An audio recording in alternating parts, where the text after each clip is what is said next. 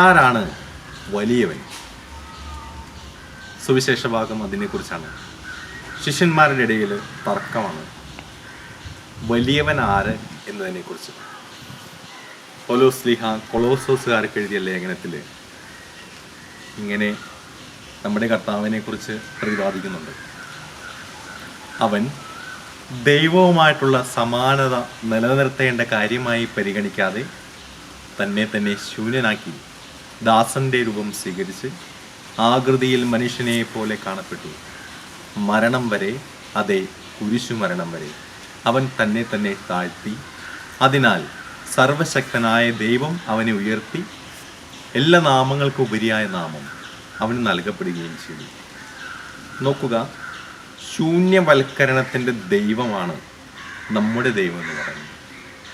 നമ്മുടെ ജീവിതത്തിൽ ഈഗോ കൊണ്ട് നിറയുമ്പോൾ, ഞാൻ എന്ന ഭാവം എന്നിൽ വരുമ്പോൾ, ഈ ദൈവാംശം എന്നെ വിട്ട് സാവധാനം മാറിപ്പോകുന്നു.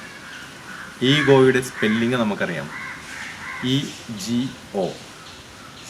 ഈ ജി അതിനകത്തുനിന്ന് മാറ്റിയിട്ട് അവിടെ ഒരു എസ് കൊണ്ട് നോക്കിയാൽ അപ്പോൾ അത് ഈശോ എന്നായിട്ട് മാറും. ഈഗോയിൽ നിന്ന് ഈശോയിലേക്കുള്ള നടത്തമാണ് നൊയമ്പിൻ്റെ ഒരു പുണ്യം എന്ന് പറയുന്നത്. പുണ്യം പൂക്കട്ടെ. ദൈവം അനുഗ്രഹിക്കട്ടെ.